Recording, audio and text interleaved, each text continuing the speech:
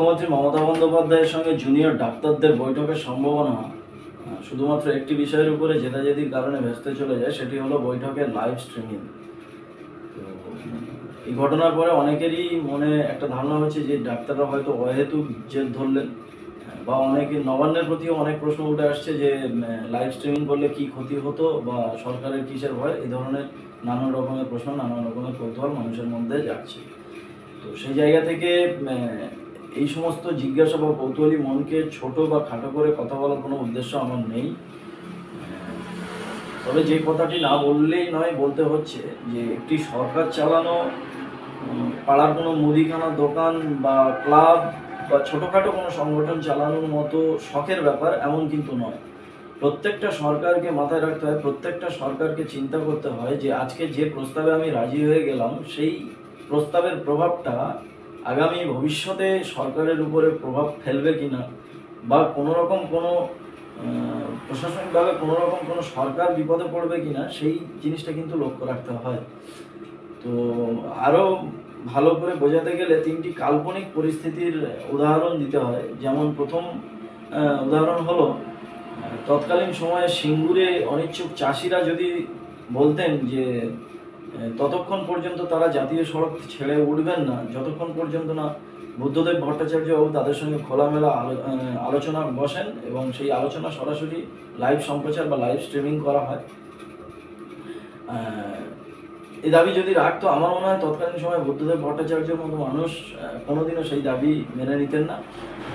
দ্বিতীয়ত, লোকপাল বিলের দাবিতে দিল্লিতে আন্না হাজারে যখন অনশনে বসেন, তৎকালীন সময় সেখানকার অচল অবস্থা কাটানোর জন্য প্রণব মুখোপাধ্যায় বাবু, কেন্দ্রীয় মন্ত্রী তৎকালীন, প্রণব মুখোপাধ্যায় বাবু কিন্তু আন্না হাজারের সঙ্গে মিটিংয়ে বসেন বা বৈঠকে বসেন, এবং আন্না হাজারে বাবু ঠিক সেই সময় যদি এই দাবি রাখতেন যে সেই বৈঠকটি সরাসরি লাইভ স্ট্রিমিং করা হবে, তো আমার মনে হয় এইরকম বালখিল্য দাবি প্রণব মুখোপাধ্যায়ের মতো মানুষের পক্ষে মেনে নেওয়া কোনোদিনও সম্ভব হতো না, বা তিনি কোনোদিনও মেনে নিতেন না। বরং প্রশাসনিকভাবে প্রণব মুখোপাধ্যায় বাবু অনেকটাই রক্ষণশীল ছিলেন। তৃতীয়ত, সম্প্রতি রাজধানীতে ঘটে যাওয়া কৃষক আন্দোলন, যা ইতিহাসের বৃহত্তর কৃষক আন্দোলনে পরিচিত, যেটা ঘটে গেল সাম্প্রতিককালে, সেখানকার অবস্থা প্রায় 1.5 মাস অচল অবস্থা করে রেখে দিয়েছিলেন তারা। এবং তারা যদি দাবি রাখতেন যে প্রধানমন্ত্রীর সঙ্গে খোলামেলা আলোচনায় বসবেন এবং সেই আলোচনা সরাসরি লাইভ স্ট্রিমিং হবে, তো আমার মনে হয় প্রধানমন্ত্রী বা নরেন্দ্র মোদী বা অমিত শাহ কারোর পক্ষেই সেটা মেনে নেওয়া সম্ভব হতো না। দ্বিতীয়ত যে বিষয়টি হলো, সেটি হলো মুখ্যমন্ত্রীর সঙ্গে বৈঠকে যে 32 জনের প্রতিনিধি দল যাচ্ছিলেন, তারা কিন্তু যথেষ্ট উচ্চশিক্ষিত এবং তারা যে খুবই যুক্তিসঙ্গত কথা বলবে এটাই সাধারণ মানুষ প্রত্যাশা করে তাদের কাছ থেকে। কিন্তু তারপরেও আরজিকর মেডিকেল কলেজে যে পাশবিক নারকীয় ঘটনা ঘটে গেছে, তারপরে তাদের মনের ভিতরে কিন্তু একটা ক্ষোভের আগুন জ্বলছে, এটা খুবই স্বাভাবিক প্রত্যেকটা মানুষের ভিতরে।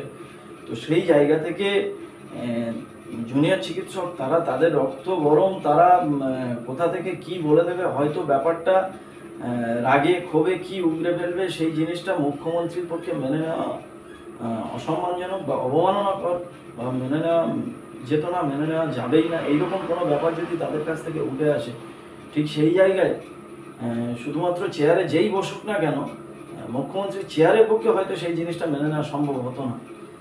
অনেক রকম বাধ্যবাধকতা থাকে। সেই জায়গায় লাইভ স্ট্রিমিংয়ের উপরে ছোট্টখাট্ট একটা বিষয়ের উপরে জেদ করে মুখ্যমন্ত্রীর সঙ্গে বৈঠকে ব্যাপারে রাজি না হয়ে এরা নিজের দাবিতে অনড় থেকে বিভিন্ন সাধারণ মানুষকে যে ভোগান্তির মধ্যে ফেলছে, সাধারণ মানুষ যারা চিকিৎসা পাচ্ছে না, গত 32 দিনে 27 জন মানুষের মৃত্যু হয়েছে এবং 7 লক্ষেরও বেশি মানুষ যারা চিকিৎসা পাচ্ছে না, এখনও মুমূর্ষু অবস্থায় তারা পড়ে রয়েছেন।